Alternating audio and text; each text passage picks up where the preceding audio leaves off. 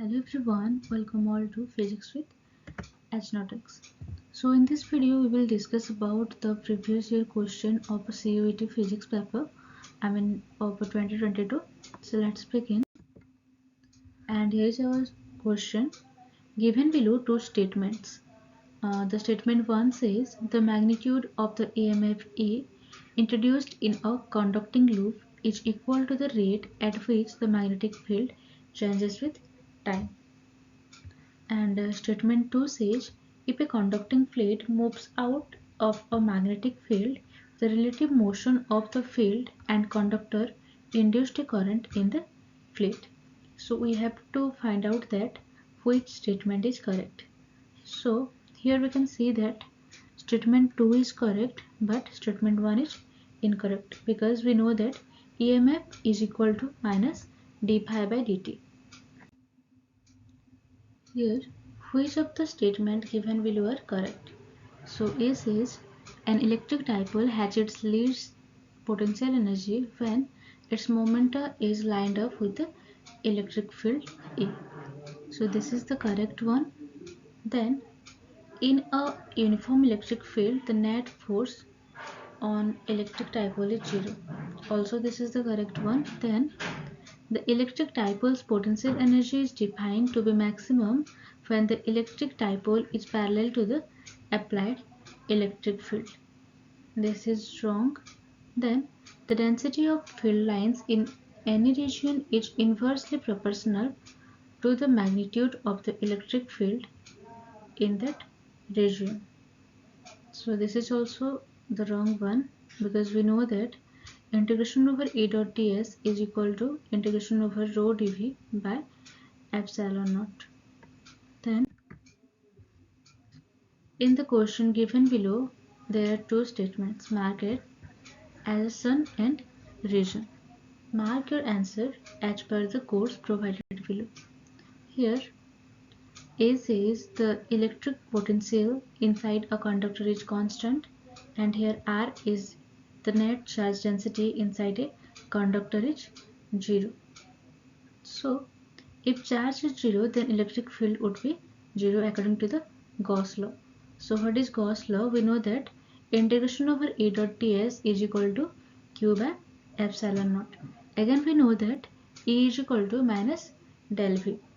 So because here q is 0, so electric field is 0, and from here, that is E is equal to minus del V, we can conclude that V would be constant but not 0. So here both A and R are true, and R is the correct explanation of A. Then match list 1 with list 2. So here list 1 is inductance, magnetic field, permeability and magnetic energy, and here the units are given. So inductance can be defined as phi by I, that is the current, and also we can write it as B dot A, that is the magnetic field into area by I. So from here inductance can be will have the unit of Tesla meter square ampere inverse. So this match with option B. Then magnetic field V is equal to F by IL. So here this equation we can get it from force is equal to ILB. So here the unit of magnetic field can be defined as Newton ampere inverse meter inverse. Then permeability. So we know that magnetic field V is equal to mu naught I by 2 pi r. So from there we can found the unit of a magnetic field as Tesla meter ampere inverse, and magnetic energy U can be defined as B square by 2 mu into V, that is volume. So from here we can get that the unit will be Tesla meter square ampere. So by equating all these equations with match list 1 to list 2, we can found that the option D is correct. Then The concept of displacement current is introduced in which of Maxwell's law of electromagnetics. So this is basically from the fourth law that says the Ampere circuital law that defined H del cross B is equal to mu naught J plus epsilon naught del E by del D. Here it has been asking that the electric potential at point P. So here we have to calculate the electric potential. We know that electric potential is a scalar quantity. So and again it can be defined as K Q1 by R1 plus Q2 by R2 plus Q3 by R3.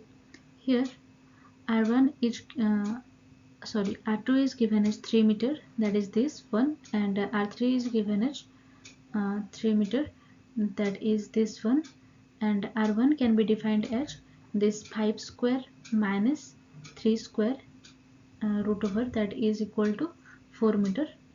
So by putting all these value in these equations, we can find that V will be equal to 45 volt, which is nearly equal to 44.95. So we can take it, but there is no correct options here. Then the magnetic field at a distance r from the center of a long wire of radius a, where a is greater than r. So here the radius is a, and we have to find out the magnetic field at distance r, which is smaller than a. And here we can consider a cylinder that we know that integration over b dot dl is equal to mu naught j ds. Again, j can be defined as I by area. So here I enclosed can be written as I by pi a square into pi r square. So from here we can get the final result as P will be equal to mu naught IR by a square. So from here we can conclude that if r is smaller than a, where a is the radius and r is the point where we have to find out the magnetic field, B is inversely proportional with a square and directly proportional to r. And if r is greater than a, then B is inversely proportional with r. Then a circular loop of wire 20 mm in radius carries a current of 8 ampere. The value of the energy density at the center of the loop is. So we know the formula U is equal to B square by 2 pi naught. So by putting all this value as per this question, that is, we know that B magnetic field can be defined as mu naught I by 2 pi r. So we are given the value of I, that is 8 ampere, radius that is 20 millimeter. So by putting all these value here, we can find that the final answer will be 8.1 into 10 to the power minus 4 joule per meter cube. Then a plane wave A1 xy is equal to E01 e to the power I k1x minus omega t j cap approaches an interface in visor plane between two linear media with velocity v1.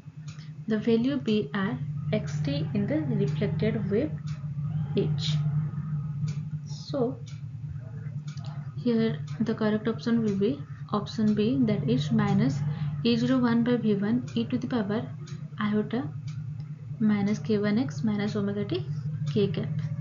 Then the internal energy of boson gas becomes zero at, and here we have to find out at which temperature. So the answer will be when T is equal to 0. Then a Carnot engine is made to work between minus 23 degrees Celsius and minus 223 degrees Celsius.